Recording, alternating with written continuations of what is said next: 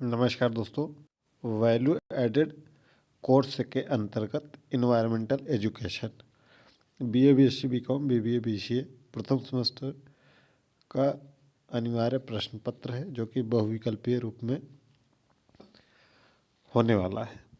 इस संदर्भ में हमने पिछले 4 वीडियो में बहुत डिटेल से डिस्कशन किया है एक एक पॉइंट को, जितने भी बहुविकल्पीय प्रश्न हैं।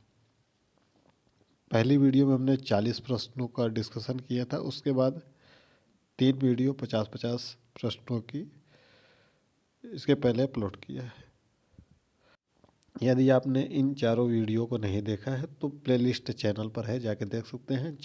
प्लेलिस्ट का लिंक आपको डिस्क्रिप्शन बॉक्स में मिल जाएगा। साथ ही साथ अगर अभी तक आप टेलीग्राम चैनल से नहीं जुड़े हैं तो टेलीग्राम से ज़रूर जुड़ जाइएगा, उसका भी लिंक डिस्क्रिप्शन बॉक्स में है। चलिए वीडियो को शुरू करते हैं। प्रश्न है, पर्यावरण संरक्षण में कानून की भूमिका क्या है?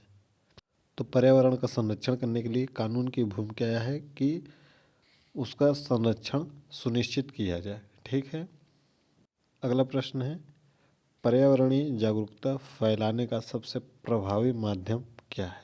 तो पर्यावरणीय जागरूकता फैलाने का सबसे प्रभावी माध्यम है वह है शिक्षा। शिक्षा के माध्यम से ही हम पर्यावरण में उसके जागरूकता को फैला सकते हैं। अगला प्रश्न है, पर्यावरणीय संकट का समाधान किस पर निर्भर करता है? तो पर्यावरणीय संकट का समाधान लोगों के सहभागिता पर निर्भर होता है, यानी हम कह सकते हैं इसको जन सहभागिता। जितने लोग पर्यावरण संकट के समाधान के लिए अगर लोग आगे आएंगे, यानी कि लोग भाग लेंगे, उतना ही पर्यावरण संकट का हम समाधान कर सकते हैं। अगला प्रश्न है, पर्यावरण संरक्षण में व्यक्तिगत स्तर पर सबसे महत्वपूर्ण क्या है? पर्यावरण संरक्षण में व्यक्तिगत स्तर पर सबसे महत्वपूर्ण है वह है जागरूक व्यवहार जागरूक होना चाहिए। अगला प्रश्न है, पर्यावरणीय संतुलन बनाए रखने का अंतिम लक्ष्य क्या है? तो पर्यावरण संतुलन बनाए रखने का अंतिम जो लक्ष्य है वह है मानव कल्याण, क्योंकि पर्यावरण जब तक संतुलित नहीं रहेगा तब तक मानव का कल्याण संभव नहीं है। इसलिए पर्यावरण संतुलन बनाए रखने के लिए हमें आपको जो भी प्रयास कर सकते हैं वह सामूहिक रूप से अवश्य प्रयास करना चाहिए, ताकि मानव की प्रजाति इस पृथ्वी पे कई हजारों लाखों वर्षों तक रह सके, जीवित रह सके और इससे मानव का कल्याण हो। अभी तक आप टेलीग्राम से नहीं जुड़े हैं तो लिंक डिस्क्रिप्शन बॉक्स में है, ज़रूर जुड़ जाइएगा ताकि आपको हर एक अपडेट मिलती रहे। टेलीग्राम चैनल का लिंक डिस्क्रिप्शन बॉक्स में है, ज़रूर जुड़िएगा। अगला प्रश्न है, पर्यावरण संरक्षण को जन आंदोलन क्यों कहा जाता है? क्योंकि इसमें सभी की भागीदारी होती है, इसीलिए पर्यावरण संरक्षण को जन आंदोलन कहा जाता है। पर्यावरणीय विकास का मुख्य आधार क्या है? पर्यावरणीय विकास का मुख्य आधार संतुलन है।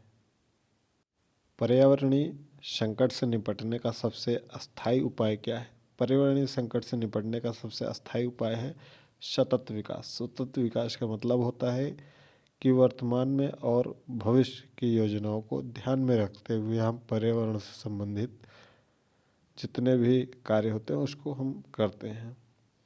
अगला प्रश्न है, पर्यावरण संरक्षण का वैश्विक महत्व क्यों है?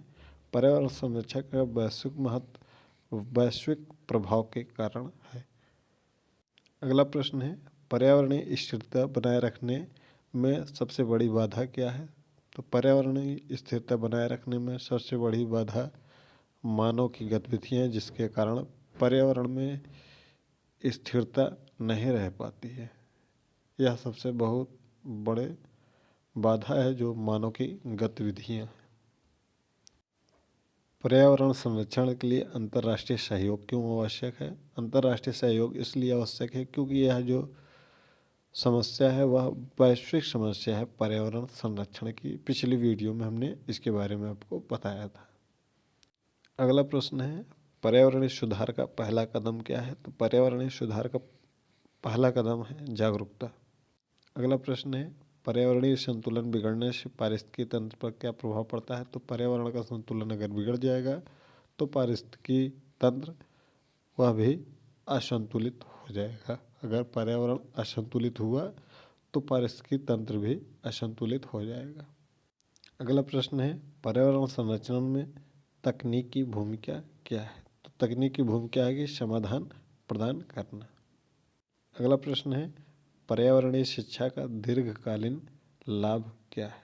पर्यावरणीय शिक्षा का दीर्घकालीन लाभ यह है कि समाज को हम जागरूक कर सकते हैं पर्यावरणीय शिक्षा के माध्यम से। अगला प्रश्न है, पर्यावरणीय जिम्मेदारी किस सिद्धांत पर आधारित है? पर्यावरणीय जिम्मेदारी संरक्षण के सिद्धांत पर आधारित है। अगला प्रश्न है, पर्यावरणीय स्थायित्व के लिए क्या आवश्यक है? तो पर्यावरण का स्थायित्व करने के लिए इसका विवेकपूर्ण उपयोग आवश्यक है। अगला प्रश्न है, पर्यावरणीय नीति का मुख्य उद्देश्य क्या है? तो पर्यावरणीय नीति का मुख्य उद्देश्य है संरक्षण और विकास में संतुलन। पर्यावरणीय समस्याओं के समाधान में शिक्षा की क्या भूमिका है? तो पर्यावरणीय समस्याओं के समाधान में शिक्षा की बहुत ही महत्वपूर्ण भूमिका है। पर्यावरण संरक्षण का सामाजिक लाभ क्या है? पर्यावरण संरक्षण का सामाजिक लाभ है स्वास्थ्य सुधार। इसके पहले हम 4 वीडियो कर चुके हैं, ठीक है, पर्यावरण की। अगर आपने अभी तक नहीं देखा है तो प्लेलिस्ट है डिस्क्रिप्शन बॉक्स में, या तो आप टेलीग्राम पर जुड़ जाइएगा। टेलीग्राम से वहाँ पर आपको लिंक मिल जाएगा। अगर आप टेलीग्राम नहीं चलाते हैं तो आप व्हाट्सएप चैनल से भी जुड़ सकते हैं। व्हाट्सएप चैनल का भी लिंक डिस्क्रिप्शन बॉक्स में है। वहाँ आपका नंबर भी किसी को शो नहीं होगा तो व्हाट्सएप चैनल से आप जुड़ सकते हैं। लिंक डिस्क्रिप्शन बॉक्स में है। टेलीग्राम का भी लिंक डिस्क्रिप्शन बॉक्स में है। अगला प्रश्न है, पर्यावरणीय संतुलन बनाए रखने में वृक्षों की क्या भूमिका है? पर्यावरण संतुलन बनाए रखने के लिए वृक्षों की भूमिका ऑक्सीजन और संतुलन की भूमिका है। अगला प्रश्न है, पर्यावरणीय संरक्षण को नैतिक दायित्व क्यों माना जाता है? क्योंकि यह एक सामाजिक जिम्मेदारी है, ठीक है। बाकी प्रश्नों को इसलिए डिटेल में इतना नहीं एक्सप्लेन किया जा रहा है कि जो आप थोड़ा सा इसको समझकर अपने से केवल आपको प्रश्न बताया जा रहा है। बहुत एक्सप्लेन करने की जहाँ ज़रूरत लगता है कि वहाँ ज़रूरत है तो एक्सप्लेन किया जाता है। बाकी आप प्रश्न देखें, उत्तर देखें, प्रश्न देखें, उत्तर देखें, जिससे आप परीक्षा में प्रश्नों को आसानी के साथ में कर सकें। बहुत ज़्यादा एक्सप्लेनेशन का मतलब है कि फिर 20 प्रश्न 25 प्रश्न फिर 1 घंटे में ही हो पाएंगे, और आप को यहाँ पर जहाँ भी एक्सप्लेनेशन की ज़रूरत होगी हम वहाँ पर एक्सप्लेन कर देंगे। अगला प्रश्न है, पर्यावरणीय संकट से भविष्य में क्या खतरा है? पर्यावरणीय संकट से भविष्य में मानव के अस्तित्व पर संकट है कि मानव का अस्तित्व ही पृथ्वी पर न समाप्त हो जाए। अगर पर्यावरणीय संकट इसी प्रकार से चलता रहा तो एक न एक दिन जरूर मानव का अस्तित्व वह संकट में आ जाएगा।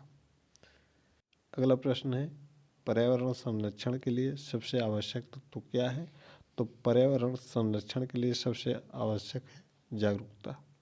अगला प्रश्न है, पर्यावरण संतुलन बनाए रखने का सर्वोत्तम मार्ग क्या है? पर्यावरण संतुलन बनाए रखने का सर्वोत्तम मार्ग है सतत विकास। पर्यावरण अध्ययन को विश्वविद्यालय स्तर पर अनिवार्य क्यों किया गया है? क्योंकि पर्यावरण की जागरूकता का विकास करने के लिए, न तो परीक्षा को कठिन बनाने के लिए, अंक बढ़ाने के लिए भी नहीं, रोजगार कराने के लिए नहीं, केवल और केवल पर्यावरण की जागरूकता विकसित करने के लिए इसको पर्यावरण अध्ययन को विश्वविद्यालय स्तर पर अनिवार्य पाठ्यक्रम के रूप में शामिल किया गया है। आप चाहे किसी भी पाठ्यक्रम से क्यों न हो, आपको पर्यावरण अध्ययन पढ़ना अनिवार्य है, जैसा कि आप सभी को भी पढ़ना पड़ रहा है। अगला प्रश्न है, मानव जीवन के लिए सबसे आवश्यक प्राकृतिक संसाधन कौन सा है? तो मानव जीवन के लिए सबसे आवश्यक प्राकृतिक संसाधन है वह है जल। बाकी तो सभी भी जरूरी हैं, लेकिन जो आवश्यक है, सबसे अधिक आवश्यक है, वह जल है। जल के बिना मानव का जीवन संभव ही नहीं है। अगला प्रश्न है, पर्यावरण प्रदूषण का सीधा प्रभाव सबसे पहले किस पर पड़ता है? तो पर्यावरण प्रदूषण का सबसे सीधा प्रभाव सबसे पहले मानव के स्वास्थ्य पर पड़ता है। अगला प्रश्न है, सतत विकास का मूल सिद्धांत क्या है? सतत विकास का मूल सिद्धांत है भविष्य की जो आवश्यकताएं हैं उससे समझौता न करना, क्योंकि यह वर्तमान और भविष्य दोनों को लेकर चलता है। तो सतत विकास का जो मूल सिद्धांत है वह भविष्य की आवश्यकताएं हैं, आगे की आवश्यकताओं की पूर्ति हो सके, इसलिए सतत विकास का जो सिद्धांत है वह यही है। अगला प्रश्न है, पर्यावरणीय असंतुलन का प्रमुख कारण क्या है? तो पर्यावरण का जो असंतुलन है वह मानव की गतिविधि के कारण है। अगला प्रश्न है, निम्न में से कौन सा नवीकरणीय संसाधन है? नवीकरणीय संसाधन जो है वह सौर ऊर्जा है, कोयला, पेट्रोलियम और यूरेनियम अनवीकरणीय संसाधन है। यह प्रश्न आपकी परीक्षा में हर हाल में 2 से 3 प्रश्न इसी प्रकार से पूछे जाएंगे, तो इसको आप जरूर कर लीजिएगा। अगला प्रश्न है, पर्यावरण संरक्षण का सबसे प्रभावी साधन क्या है? तो पर्यावरण संरक्षण का सबसे प्रभावी साधन शिक्षा है। अगला प्रश्न है, वृक्षारोपण से कौन सा लाभ प्राप्त होता है? तो वृक्षारोपण से पर्यावरण संतुलन बनता है। अगला प्रश्न है, पर्यावरण संरक्षण दिवस किस तिथि को मनाया जाता है? तो पर्यावरण चाहे संरक्षण दिवस कहे या पर्यावरण दिवस कहे, आप 5 ही जून लगाएंगे, ऐसा नहीं है कि संरक्षण वहाँ पर कर दिया गया तो आप कोई अन्य तिथि लगा दें। पर्यावरण दिवस या पर्यावरण संरक्षण दिवस दोनों एक ही बात है, 5 जून को मनाया जाता है। यह प्रश्न भी आपकी परीक्षा में छपने वाला है, तो इस बहुत ही आसान प्रश्नों को आप गलत नहीं करेंगे, कदापि नहीं। अगर अभी तक आपने सभी वीडियो को नहीं देखा है, लिंक डिस्क्रिप्शन बॉक्स में है, प्लेलिस्ट देख लीजिएगा। टेलीग्राम से नहीं जुड़े हैं तो जरूर जुड़ जाइएगा। ये जो सीरीज हम चला रहे हैं यह कैसी लग रही है आप कमेंट बॉक्स में हमें ज़रूर अपनी राय दीजिएगा। आपके फीडबैक से ही हम और आगे आपको कई और अपडेट्स और आगे की कक्षाएं भविष्य में उपलब्ध कराते रहेंगे। तो आपका फीडबैक बहुत ही आवश्यक है। और आपको किस प्रकार की कक्षाएं चाहिए, जैसा कि कई कमेंट्स लगातार आ रहे हैं कि अंग्रेजी वीडियो में भी उपलब्ध करा दीजिए, तो इसको आप एआई के माध्यम से अंग्रेजी में भी वीडियो को कन्वर्ट करके सुन सकते हैं, या तो फिर आप जो वहाँ पर लैंग्वेज का एक ऑप्शन आता है उसको आप अंग्रेजी में करके भी इस वीडियो को सुन सकते हैं। अगला प्रश्न है, जैव विविधता का संरक्षण क्यों आवश्यक है? तो जैव विविधता का संरक्षण पारिस्थितिक संतुलन के लिए बहुत ही आवश्यक है।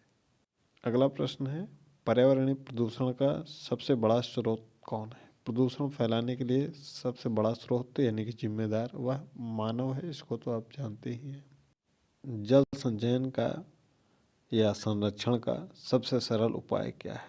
तो जल संरक्षण का सबसे सरल उपाय है वह है वर्षा का जल संचयन। बाकी भी उपाय हैं लेकिन वह सरल उपाय नहीं है, ठीक है, कठिन उपाय है, यह सबसे सरल उपाय है। अगला प्रश्न है, पर्यावरणीय शिक्षा का मुख्य उद्देश्य क्या है? पर्यावरणीय शिक्षा का मुख्य उद्देश्य पर्यावरणीय चेतना विकसित करना। अगला प्रश्न है, मानव और पर्यावरण के बीच में संबंध कैसा है? तो मानव और पर्यावरण के बीच में परस्पर निर्भर रहने का संबंध है। अगला प्रश्न है, पर्यावरण संकट का समाधान किससे संबंधित है या किससे संभव है? तो यह सामूहिक प्रयास से संभव है। स्वच्छ पर्यावरण का सीधा लाभ क्या है? पर्यावरण अगर स्वच्छ होगा तो सीधा लाभ होगा कि बेहतर स्वास्थ्य उपलब्ध होगा। पर्यावरण संरक्षण में छात्रों की भूमिका क्या है? पर्यावरण संरक्षण में छात्रों की भूमिका है जागरूकता फैलाना।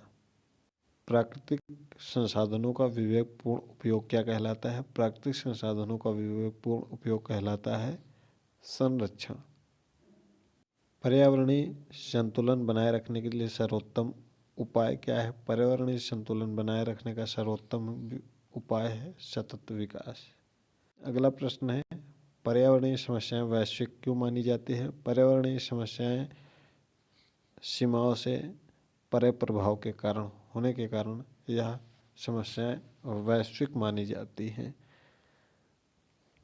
अगला प्रश्न है, पर्यावरण संरक्षण का अंतिम लक्ष्य क्या है? पर्यावरण संरक्षण का अंतिम लक्ष्य है मानव का कल्याण। अगला प्रश्न है, पर्यावरणीय जागरूकता बढ़ाने का सबसे प्रभावी माध्यम क्या है? पर्यावरणीय जागरूकता बढ़ाने का सबसे प्रभावी माध्यम है शिक्षा।